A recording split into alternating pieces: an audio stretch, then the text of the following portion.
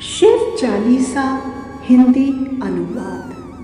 पार्वती सुत समस्त मंगलों के ज्ञाता श्री गणेश की जय हो। मैं अयोध्या दास आपसे वरदान मांगता हूँ। पार्वती जी के स्वामी आपकी जय हो।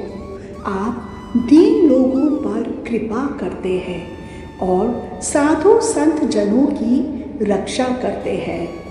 हे त्रिशूलधारी, हे नीलकंठ, आपके मस्तक पर चंद्रमा सुशोभित है और कानों में नागफनी के कुंडल शोभायमान हैं। आप गौर वर्णी हैं और सर की जटाओं में गंगा जी बह रही हैं। गले में मुंडों की माला है और शरीर पर भस्म लगा रखी है। हे त्रिलोकी, आपके वस्त्र बाघ की खाल के हैं। आपकी शोभा को देखकर नाग और मुनिजन मोहित हो रहे हैं। माता मैना की प्रिय पुत्री पार्वती जी आपके बाईं ओर सुशोभित हैं। इनकी शोभा अत्यंत निराली और न्यारी है। आपके हाथ में त्रिशूल अपनी उत्तम छवि से शोभामान हो रहा है, जिससे आप सदैव शत्रुओं का संहार करते रहते हैं। आपके पास आपका वाहन नंदी और गणेश जी कुछ इस प्रकार शोभायमान हो रहे हैं जैसे समुद्र के बीच में कमल खिले हो। कार्तिकेय जी और उनके गण वहाँ पर विराजमान है। इस दृश्य की शोभा का वर्णन कोई नहीं कर सकता। हे त्रिपुरारी, देवताओं ने जब भी सहायता की पुकार की, हे नाथ, आपने बिना विलंब किए उनके दुख दूर किए। जब तारकासुर ने बहुत अत्याचार करने आरंभ किए तो सभी देवताओं ने आपसे रक्षा करने की प्रार्थना की। आपने उसी समय कार्तिकेय जी को वहां भेजा और उन्होंने पलक झपकने की देरी में उस राक्षस को मार गिराया। आपने जलंधर नामक भयंकर राक्षस का संहार किया। उससे आपका जो यश फैला, उससे सारा संसार परिचित है। त्रिपुर नामक राक्षस से युद्ध करके आपने सभी देवताओं पर कृपा की और उनको उस दुष्ट के आतंक से मुक्त किया। राजा भगीरथ के तप के बाद आपने अपनी जटाओं में वास करती गंगा को जाने की आज्ञा दी। भगीरथ की प्रतिज्ञा आपके कारण ही पूरी हुई। आपकी बराबरी करने वाला कोई दानी नहीं है। भक्त लोग सदा ही आपका गुणगान व यशोगान करते रहते हैं। वेदों में भी आपकी महिमा का वर्णन है, परंतु अनादि होने के कारण आपका रहस्य कोई भी नहीं पा सका। समुद्र मंथन से जो विष रूपी ज्वाला निकली, उससे देवता और राक्षस दोनों जलने लगे और विहल हो गए। हे नीलकंठ, तब आपने उस ज्वाला रूपी विष का पान करके उनकी सहायता की। तभी से आपका नाम नीलकंठ पड़ गया।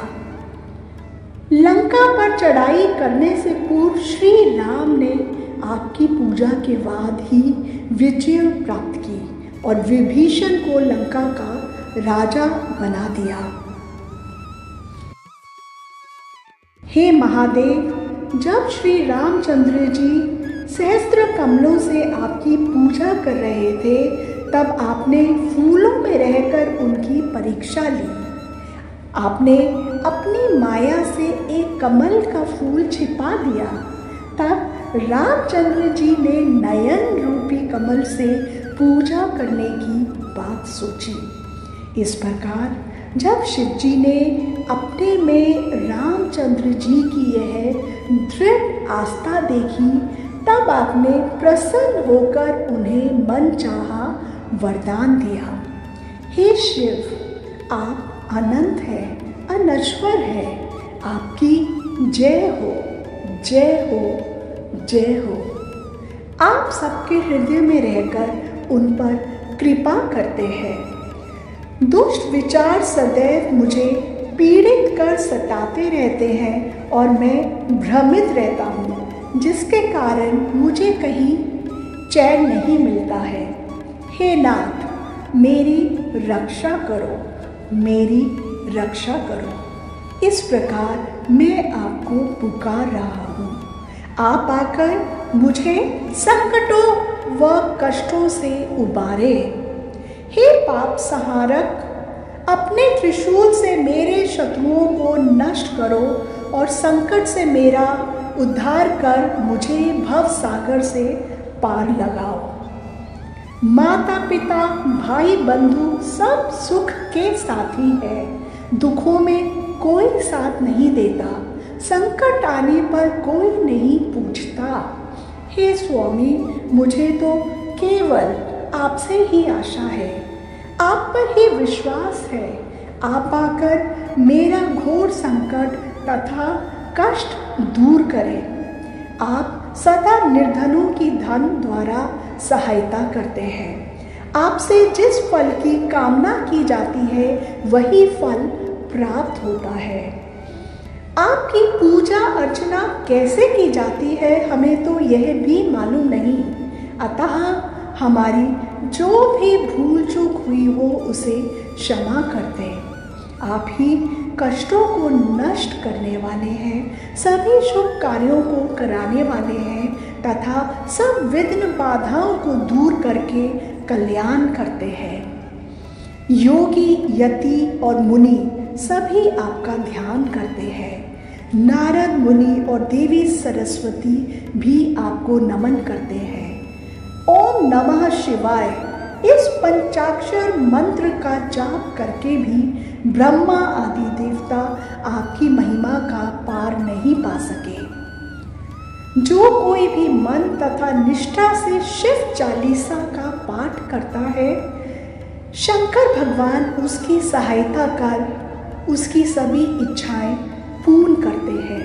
हे करुणा निधान, कर्ज के बोझ से दबा हुआ व्यक्ति आपके नाम का जाप करे तो वह ऋण मुक्त हो सुख समृद्धि प्राप्त करता है।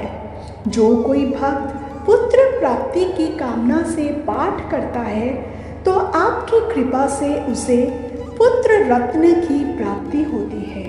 हर श्रद्धालु तथा भक्त को प्रत्येक माह की त्रयोदशी तिथि को विद्वान पंडित को बुलाकर पूजा तथा हवन करवाना चाहिए। जो भक्त सदैव त्रयोदशी का व्रत करता है उसके शरीर में कोई रोग नहीं रहता और किसी प्रकार का कलेश भी मन में नहीं रहता।